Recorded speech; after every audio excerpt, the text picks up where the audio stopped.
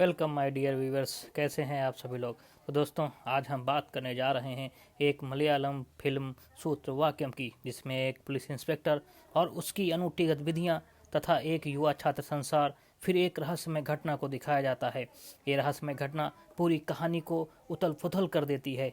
इसमें दोस्तों जो क्रिस्टोफर जेवियर हैं, जो इंस्पेक्टर की भूमिका निभा रहे हैं, वो सिर्फ एक पुलिस अधिकारी नहीं है, बल्कि बच्चों को मुफ्त में गणित की ट्यूशन भी देते हैं, और वो भी अपने पुलिस थाना की छत पर। उसी इलाके में एक स्कूल है, जहाँ स्कूल की टीचर निम्सा जो मैथ पढ़ाती हैं, उन्हें महसूस होता है कि उसके कक्षा के छात्र इस ट्यूशन क्लास में भाग ले रहे हैं, इसीलिए उनकी क्लासेस सुनसान हो रही हैं। वो निम्सा टीचर स्कूल प्रिंसिपल से इस मामले में दखल देने को कहती हैं। फिर प्रिंसिपल मैडम उस टीचर के साथ कंप्लेन करने के लिए पुलिस स्टेशन आती हैं, जहाँ पर एसएचओ इंस्पेक्टर क्रिस्टोफर सर, जो बच्चों की मैथ की क्लास लेते हैं, विनम्रता से उनकी कंप्लेन को सुनते हैं और कहते हैं, बच्चे टीनेजर्स हैं मैडम, थोड़ा उनकी भावनाओं को समझिए, बाकी मैं उनसे और उनके गार्जियन से बात कर लूँगा। उसके बाद मैडम वापस चली जाती हैं। फिर इंस्पेक्टर सर बच्चों की मैथ की क्लास लेते हैं, साथ में बच्चों से कहते हैं कि अपनी स्कूल की कक्षा को बंक मत किया करो।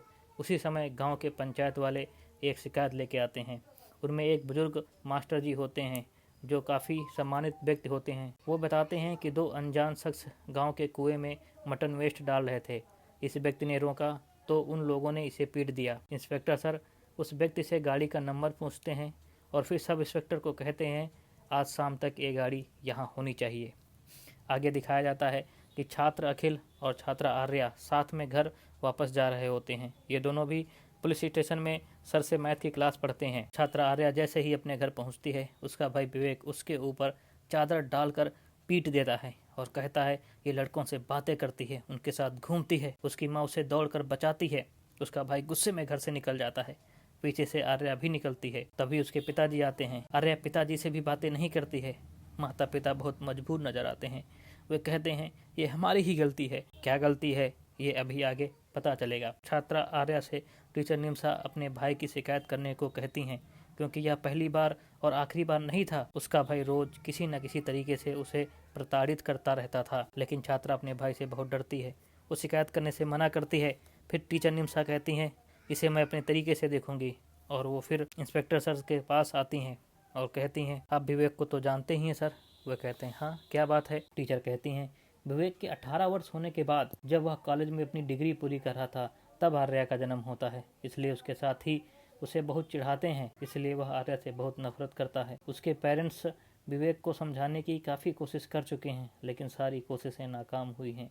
वे मजबूर हैं, घर के बाहर वो कुछ नहीं कह सकते हैं। आप ही इस मामले में कुछ करिए। विवेक ने कल भी आर्या को बहुत पीटा है सर। क्रिस्टोफर सर कहते हैं, ठीक है आप जाइए, मैं देख लूंगा। फिर क्रिस्टोफर सर उस कुएं का निरीक्षण करते हैं, जहाँ पर वे अनजान शख्स कूड़ा डाल रहे थे। गांव वाले बताते हैं कि ये जो प्रॉपर्टी है अमेरिका में सेटल हुए एक कपल की है, जो अभी हाल ही में वापस न आने वाले हैं। इंस्पेक्टर सर मास्टर जी से कहते हैं, ये कुआं ओपन है, इसमें कोई बच्चा भी गिर सकता है। इस कुआं ओपन होने से काफ़ी खतरा है। इंस्पेक्टर के जाने के बाद कुएं से मक्खियों की भिनभिनाहट की आवाज़ आती है। फिर पुलिस स्टेशन का सीन दिखाया जाता है, जहाँ विवेक आता है। क्रिस्टोफर सर बिना उससे सवाल पूछे 2-3 लगा देते हैं। एक सिपाही भी लगाता है। फिर सर कहते हैं, तुम्हें पता है कि मैंने क्यों मारा, आगे ऐसा ना होना चाहिए। थाने से वापस जाते समय विवेक पुनः थाने के छत पर आर्या को उसी लड़के अखिल के साथ देखता है। उसका गुस्से में खून उबलने लगता है। वो बहुत क्रोधित होता है। रात में कुछ लोगों को शराब पीते दिखाया जाता है, क्योंकि आज 25 दिसंबर है, क्रिसमस का त्यौहार है। तभी एक कार का अलर्ट अलार्म बजता है। एक बूढ़ा शख्स उठकर देखता है तो उसे क्रिसमस का त्यौहार मनाते हुए कुछ लोग दिखते हैं, जो रास्ते पर जा रहे होते हैं। वो फिर बैठ जाता है और फिर इसी रात में आर्या एक खाली जगह पर जाती है, जहाँ अखिल ने काफ़ी सजावट कर रखी थी, क्योंकि आज आर्या का बर्थडे था। वो आर्या के साथ उसका बर्थडे सेलिब्रेट करता है, लेकिन तभी आर्या का भाई विवेक वहाँ आ धमकता है, जो बिना कुछ कहे आर्या को पीटने लगता है। विवेक बीच में आता है तो विवेक को भी पीटता है और उसे धक्का दे देता है। वो दीवार से लड़ जाता है और धीरे धीरे वो बेहोश हो जाता है। फिर विवेक आर्या को बहुत बेरहमी से पीटता है। इसके बाद अगली सुबह का सीन दिखाया जाता है, जहाँ पुलिस स्टेशन में सर कोचिंग ले रहे होते हैं। वे अखिल से पूछते हैं कि आज आर्या क्यों नहीं आई, तो अखिल कहता है कि उसे बुखार है। वो बहाना बना देता है। वापस जाते समय अखिल अपने दोस्त से कहता है, विवेक ने आर्या को बहुत पीटा, बहुत ज़्यादा पीटा, मैं उसका बदला लूँगा। रात में अखिल जंगली जानवरों को फंसाने वाले कांटे विवेक के रास्ते में लगा देता है, क्योंकि विवेक कई दिनों से इस कुएं में कुछ कूड़ा फेंकने आता था, इसलिए अखिल उस कुएं के आसपास 2 कांटे लगा देता है। फिर दिखाया जाता है कि विवेक आ रहा है, एक कांटे से तो वो बच जाता है, लेकिन कुएं के पास वाले कांटे में वो फंस जाता है और कुएं में गिर जाता है। अखिल बहुत डर जाता है, वो घबरा जाता है, क्योंकि अब वो कुछ कर भी नहीं सकता था और कुआं इतना गहरा था कि उसमें गिरने के बाद कोई बच भी नहीं सकता था। अखिल अब घबराहट के कारण स्कूल और कोचिंग जाना बंद कर देता है। इंस्पेक्टर क्रिस्टोफर सर अखिल के घर आकर उसकी माँ से उसका हालचाल लेते हैं। खिड़की से अखिल भी दिखाई देता है। फिर क्रिस्टोफर सर टीचर निम्सा को फ़ोन करते हैं, आर्या के बारे में पूछते हैं, तो टीचर निम्सा पूरी हकीकत बताती हैं। सर सीधा आर्या के घर जाते हैं, वहाँ विवेक की कंप्लेन करने को कहते हैं, तो उसके पिताजी कहते हैं कि विवेक 1 हफ्ते से घर ही नहीं आया है, वो ऐसा करता रहता है, एक बार 15 दिन के लिए भी गायब हो गया था, बाद में वापस आ गया था। सर उसके पिता से उसका फ़ोन नंबर मांगते हैं, तो उसके पिताजी बताते हैं वो फ़ोन घर पर ही छोड़ गया है। तब सर उसका फ़ोन मांगते हैं, तब हिम्मत करके आर्या बाहर आती है। उसकी दशा देखकर सर को बहुत गुस्सा आता है, वो फ़ोन ले लेते हैं और उसके पिताजी से कहते हैं कि जब विवेक आए तो उससे बता देना कि थाने में आके फ़ोन ले जाएगा। क्रिस्टोफर सर विवेक की कॉल डिटेल निकलवाते हैं, जिसमें मैथ्यू का नंबर मिलता है, जिसने कई बार विवेक को कॉल की थी। विवेक मैथ्यू की गाड़ी चलाता है। क्रिस्टोफर सर मैथ्यू को बुलाने को कहते हैं। उधर कुएं में कचरा डंप करने वाली गाड़ियों को पुलिस पकड़ लेती है। जांच से पता चलता है कि जो मास्टर जी हैं उनकी बहू के बुटीक से ही कूड़ा आता है। तो मास्टर साहब बताते हैं कि बुटीक तो कई सालों पहले बंद हो चुका है। फिर इंस्पेक्टर सर कहते हैं क्यों ना मास्टर जी कुओं को बंद कर दिया जाए। तो मास्टर जी कहते हैं हाँ, हम पूरा सहयोग करेंगे कुओं को बंद करने में। फिर पुलिस कुआं बंद करवा देती है। तभी अखिल नजर आता है, जो बहुत घबराया हुआ होता है। वह कुएं को बंद करते हुए देखता है और घबरा जाता है। वहाँ से भागकर घर आ जाता है। वो ट्यूशन भी नहीं आ रहा होता है। वो इतना घबराया होता है कि आर्या की कॉल उठाने से भी डरता है। इधर स्कूल में साइंस वाले बच्चों के प्रोजेक्ट को देखने के लिए क्रिस्टोफर सर स्कूल आते हैं। प्रोजेक्ट बच्चों ने वेस्ट मटेरियल से बनाया हुआ था। एक प्रोजेक्ट को देखते हुए इंस्पेक्टर सर को एक अजीब चीज मिलती है, वो पेसमेकर होता है। वह कहते हैं कि यदि यह पेसमेकर मेरे हाथ में है तो जरूर किसी का दिल धड़कना रुक चुका है। वह उसकी जांच के लिए उस पेसमेकर को फोरेंसिक लैब भेज देते हैं। फिर रात में एक पूजा का भव्य दृश्य दिखाया जाता है, जहां पूजा का उत्सव मनाया जा रहा होता है। वहीं पुलिस को विवेक की एक पर्स मिलती है, उसमें बार का बिल भी होता है। पूजा में जैसे ही देव अखिल के सामने आता है, अखिल घबराकर बेहोश हो जाता है। ये सब देख के सब लोग चकित रह जाते हैं। पुलिस तुरंत उसे अस्पताल ले जाती है और फिर उसे घर पर छोड़ देती है। अखिल को घर पर छोड़कर इंस्पेक्टर सर सीधे बार जाते हैं, जहां पर सीसीटीवी फुटेज देखते हैं। 7 दिन पहले विवेक बार से एक थैला लेकर जाता हुआ नजर आता है। वहीं तहकीकात करते समय वही लड़का इंस्पेक्टर सर को बुलाता है जिसने वो प्रोजेक्ट बनाया था, और वो पेसमेकर उसी ने उठाया था कूड़े से। घर जाकर पता चलता है कि वो लड़का स्क्रैप एकत्र करने का शौकीन है। वो लड़का वो जगह दिखाता है जहाँ से उसने पेसमेकर उठाया था। दरअसल वो वही जगह थी जहाँ मास्टर की बहू का बुटीक था। उसी समय फोरेंसिक वाला इंस्पेक्टर को फ़ोन करता है और 2 बातें बताता है कि ये पेसमेकर 25 वर्ष की लड़की का है और उसको मरने के बाद उसके शरीर को एसीटोन नामक रसायन दिया गया था। पेसमेकर से मिली लड़की की डिटेल को इंस्पेक्टर के फ़ोन पर वो भेज देता है। क्रिस्टोफर सर उस लड़की के घर जाते हैं, जहाँ पड़ोसी बताता है कि वो फॉरेन में सेटल हो गई है।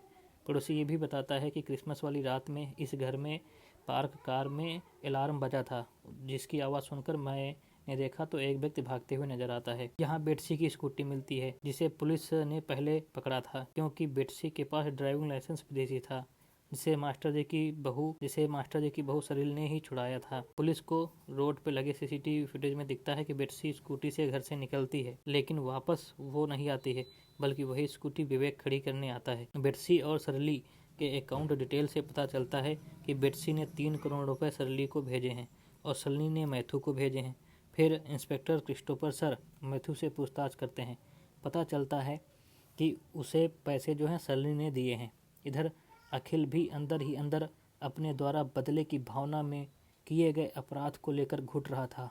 उसने अपना दर्द अपने दोस्त के साथ टीचर को बताया और टीचर से कहा आप सर से बात कीजिए। उधर क्रिस्टो सर मास्टर जी से मिलकर बेट्सी के मर्डर के बारे में बताते हैं और कहते हैं मुझे शक है यह मर्डर आपकी बहू सरली ने किया है।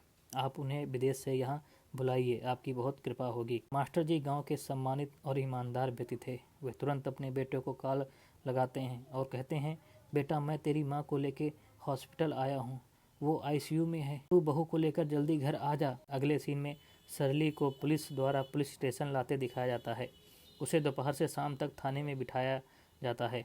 फिर इंस्पेक्टर सर उससे पूछताछ करने आते हैं।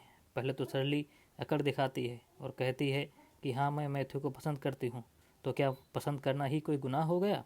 लेकिन धीरे धीरे वो लाइन में आती है, क्योंकि अकाउंट डिटेल, मोबाइल फुटेज आदि सबूत उसी की ओर इशारा कर रहे होते हैं। फिर वह टूट जाती है और बताती है, हाँ मैंने ही किया। फिर एक फ्लैशबैक दिखाया जाता है जिसमें बेट्सी सरली के घर आती है। वह घर से मैथ्यू को जाते हुए देखती है। अंदर जाकर वह सरली आंटी से अपने पैसे मांगती है और कहती है, अगर पैसे नहीं दोगे तो मैं अंकल को बता दूंगी। लेकिन सरली पैसे देने से मना करती है और समय मांगती है। बेट्सी कहती है, मैंने बहुत समय दे दिया है, आप मेरी कॉल भी नहीं उठाती हैं। तभी बेट्सी कहती है, मैं अभी अंकल को बताने जा रही हूँ। सरली उसका फ़ोन छीन लेती है। बेट्सी उसको थप्पड़ जड़ देती है, लेकिन तभी पीछे से विवेक आ जाता है। वह बेट्सी को बहुत तेज थप्पड़ मारता है, जिससे बेट्सी जमीन पर गिर जाती है। धीरे धीरे उसका दिल धड़कना बंद हो जाता है और बेट्सी की सांसें थम जाती हैं। जब विवेक चेक करता है तो पता चलता है बेट्सी मर चुकी है। सरली विवेक से कहती है, तुम घबराओ नहीं, तुम यहाँ से चली जाओ और बेट्सी की स्कूटी उसे घर पर खड़ी कर दो और कुछ दिन के लिए बाहर चले जाओ कहीं, जब मैं बुलाऊंगी तो आ जाना। फिर विवेक के जाने के बाद सरली बाथटब में एसीटोन नामक रसायन डालकर बेट्सी की बॉडी डालकर गला देती है।